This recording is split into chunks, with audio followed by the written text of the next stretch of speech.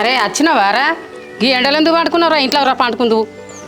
అమ్మా ఇన్నే చల్ల ఉన్నది కాబో ఇంకా పడుకొని ఇది ఇగోర అక్కడిక ఫోన్ తీసుకో.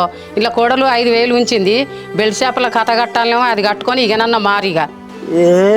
అవ్వ నాకెందుకు ఇక పైసలు అది తేవద్దు. ఆ పైసలు మొత్తం తీసుకో. దాని 5,000 దాన్ని తీసుకోమని అంటాను. మరి ఆ బెల్ట్ షాపులో మరి ఏం పెట్టి కడతావురా కొడక? మళ్ళీ అప్పు తెచ్చి కడతావా? ఈ 5,000 అందులో కట్టుకొని ఇకనన్నా మారి తాగకుండా అది చేసుకో. అమ్మా ఇగో దాని సొమ్మద్దు, దాని పైసలద్దు, దాని తిండద్దు, దాని ఏమద్దే అమ్మ నాకు. ఓ పని చేయమ్మా, తాగుడు బంద్ అంటావు కదా, నేను బంద్ ఎత్తనే. కానీ అవో ఆ లేకిన మొక్కని దాన్ని నా ఇంట్లో ఉండకని చెప్పు, దాని వాళ్ళ ఇంటికి పోమ్మని చెప్పు.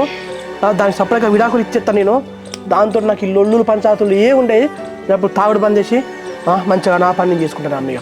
చూసి అత్తం ఆయన ఎట్లా మాట్లాడతాడు? ఆయన కొట్టినా తిట్టినా ఏం చేసినా పడతానే కదా, అయినా కూడా నన్ను ఇంటికి పంపించి విడాకులు ఇస్తాడట. చూసిలా అత్తమ్మ అంటే అత్త చూస్తలే మొత్తం. నిజంగా నేను చెప్తాను కదా, నేను ఈ తాగుడు అలవాటు ఈ రోజున ఇట్లా కావడానికి గల కారణమే నువ్వు. అర్థమవుతుందా? నువ్వు అనే రానివి లేకపోతే నా లైఫ్లో నేను ఎట్టుంటునో. సరే అండి అనండి, నేను పడతా. కానీ విడాకులు తీసుకునేంత తప్పు నేనేం చేసినా?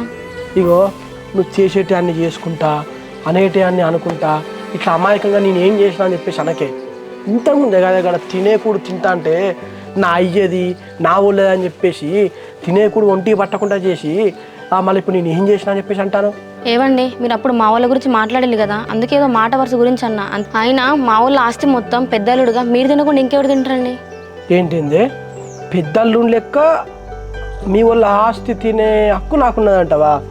నీ అవ్వ మీ వాళ్ళు అసలు నన్ను పెద్దల్లులా గుర్తిస్తారా? నాకు అర్థం కాదు.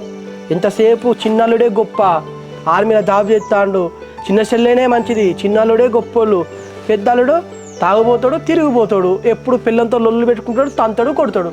అదే కదనే.